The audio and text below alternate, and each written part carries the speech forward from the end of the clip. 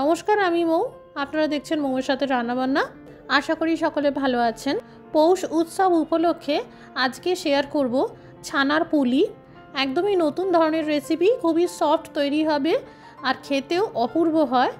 আমার চ্যানেলে অনেক রকমের পিঠা, পাটিসাপটার রেসিপি দেওয়া আছে, ডেসক্রিপশন বক্সের লিঙ্ক থেকে দেখে নিতে পারেন। এছাড়া মিষ্টির প্লেলিস্ট থেকেও আপনারা রেসিপিগুলি পেয়ে যাবেন। 1 লিটার দুধ গরম করে নেব। এখানে আমি 1 লিটার গরুর দুধ নিয়েছি। কোনো রকম ফ্যাটযুক্ত দুধ নেওয়ার প্রয়োজন নেই, সিম্পল প্যাকেটজাত দুধ নিলেই হবে। দুধ গরম হয়ে গেছে, এবার আঁচটা বন্ধ করে দিলাম। দুধ সামান্য ঠান্ডা করে নিতে হবে, খুব গরম অবস্থায় ছানা কাটতে নেই, না হলে ছানা শক্ত হয়ে যায়। এখানে 1/4 কাপ ভিনিগারের সাথে সামান্য জল মিশিয়ে পরিমাণে আধা কাপ করে নিয়েছি। আস্তে আস্তে অল্প অল্প করে দিয়ে দুধের সাথে মেশাতে থাকবো। ধীরে ধীরে দুধ থেকে ছানা তৈরি হয়ে যাবে। এই দেখুন, ছানা তৈরি হয়ে গেছে। এবার একটা ছাঁকনিতে ছেঁকে নেব। যেহেতু ভিনিগারের ব্যবহার করেছি, তাই টক স্বাদ আর গন্ধ দূর করতে অবশ্যই এই ছানা 3 থেকে 4 বার ধুয়ে নিতে হবে। যতটা সম্ভব চেপে চেপে জল বের করে নেব। মোটামুটি 10-15 মিনিট মতন এইভাবে থাকুক, ছানা থেকে জল বেরিয়ে যাক।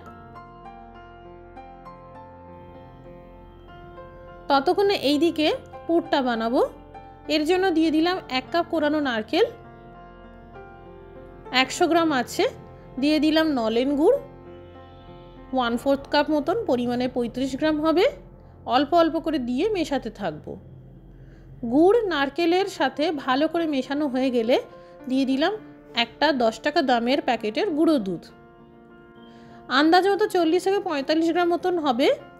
এই গুঁড়ো দুধ মেশানোর সময় আঁচটা বন্ধ করে দিলাম। পুর তৈরি হয়ে গেল। পুর তৈরি হলো কি না বোঝার জন্য এইভাবে সামান্য পুর হাতে নিয়ে এইভাবে চেপে চেপে দেখে নেবেন। এইরকম একটা বাইন্ডিং এলে বুঝবেন পুর তৈরি। এই নারকেলের পুর একটি পাত্রে তুলে নিলাম, ঠান্ডা করে নেব। যতক্ষণে পুর ঠান্ডা হচ্ছে এদিকে ছানাটা মেখে নেব। এই দেখুন, ছানা একদম ড্রাই হয়ে গেছে। 1 লিটার দুধের ছানা প্রথমে একটা কাপে মেপে নিতে হবে। যতটা ছানা হবে তার 4 ভাগের 3 ভাগ চালের গুঁড়ো দিতে হবে। এখানে এই 1 লিটার দুধের ছানা মোটামুটি 1 কাপ মতন হয়েছে। আমি সেই বুঝে আতপ চালের গুঁড়ো ব্যবহার করেছি। এখানে আতপ চাল গুঁড়ো করে 2-3 বার চেলে নেবেন, তাহলেই হবে। আর হাত দিয়ে পিষে পিষে মেখে নেব।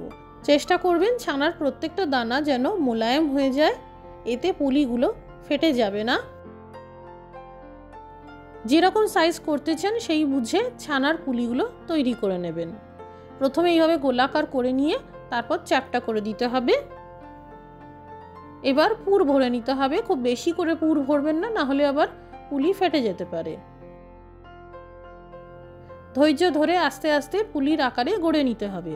যেহেতু পুরোটাই ছানার, তাই বারে বারে চেপে চেপে একটু হাত দিয়ে পুলিগুলোকে মসৃণ করে নিতে হবে। এখানে টোটাল 12টা পুলি তৈরি করে নিলাম।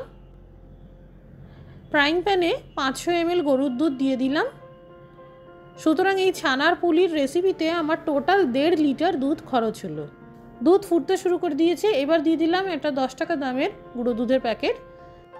যাতে দলা না তৈরি হয় তার জন্য এইভাবে গুঁড়ো দুধ দেওয়ার সঙ্গে সঙ্গেই ভালো করে মেশাতে হবে। ফ্লেভারের জন্য এলাচ পাউডার দিয়ে দিলাম। ভালো করে মেশানোর পর এবার দিয়ে দিলাম 50 গ্রাম পাটালির গুড়, অথবা যতটা মিষ্টি করতে চান সেই বুঝেও গুড়ের ব্যবহার করতে পারেন। গুড় দুধের সাথে ভালোভাবে মিশে গেলে এই ছানার পুলিগুলো আস্তে আস্তে দিয়ে দিলাম। একদম কম আঁচ করে 5 মিনিটের জন্য ফোটাতে হবে। ওলট পালট করা যাবে না, এইভাবে একটু হালকা করে নেড়ে মিশিয়ে নিতে হবে। এতে পুলিগুলো গোটা থাকবে, ভেঙে যাবে না। বেশ 5 মিনিট ধরে পুলিগুলো ফোটানোর পর তৈরি হয়ে গেল ছানার পুলি। এবার ফাইনালি একটা পুলি কেটে দেখাচ্ছি। এই দেখুন, খুবই সফট তৈরি হয়েছে। এই ছানার পুলি হালকা গরম থাকতে থাকতে খেয়ে দেখবেন। আর পরিবেশন করার সময় ওপর থেকে একটু নলেন গুড় ছড়িয়ে দেবেন, খুব ভালো লাগে খেতে। এই নতুন ধরনের ছানার পুলির রেসিপি বাড়িতে বানালে কমেন্ট করে জানাতে পারেন কেমন তৈরি হলো। আজকের রেসিপিটি দেখার জন্য অসংখ্য ধন্যবাদ। সবাই ভালো থাকুন, সুস্থ থাকুন।